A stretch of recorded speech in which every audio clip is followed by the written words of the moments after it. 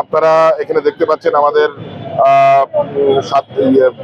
নিরাপদ সড়ক আন্দোলনের ভলেন্টিয়ার কর্মী ভাইয়েরা আছেন এবং আমরা আজকে তাদেরকে সহ একসাথে আজকে এখানে যাতে ট্রাফিকটাকে মেনটেন করা যায়, গাড়ি যেন সচল থাকে, রাস্তাটা যেন সচল থাকে।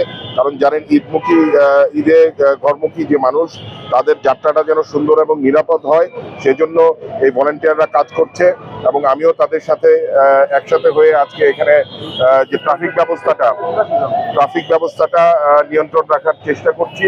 এবং এছাড়াও মহানগরে আমাদের বিভিন্ন পয়েন্টে, টঙ্গী কয়েকটি পয়েন্ট আছে, গাজীপুর চৌরাস্তা, কোনাবাড়ি সহ বিভিন্ন পয়েন্টে ভলেন্টিয়াররা কাজ করছে যেন ঈদে যারা ঘরমুখী মানুষ আছেন তারা যেন সুন্দরভাবে, নিরাপদে, স্বাচ্ছন্দ্যে পরিবারের সাথে গিয়ে ঈদ করতে পারে।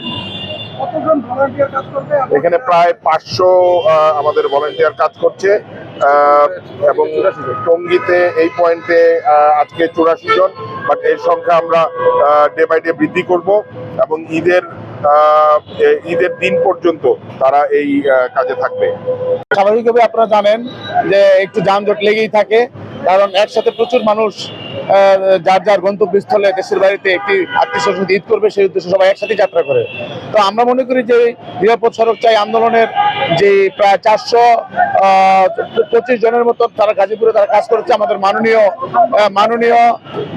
মাননীয় এমপি সাহেব গাজীপুর 2 আসনের জনাব মঞ্জুরুল করিম রনি, নিরাপদ সড়ক আন্দোলনের কর্মীরা তারা কাজ করছেন মাঠে, এবং টঙ্গীর এই পয়েন্টে 84 জন ভলান্টিয়ার কাজ করছে। আমি মনে করি যে স্বাভাবিক যে ট্রাফিক সিস্টেম রয়েছে তাদেরকে সহযোগিতা এই 84 জন যদি করতে পারে, স্বাভাবিকভাবে কিছুটা হলো নিরাপদে যাত্রীরা যেতে পারবে।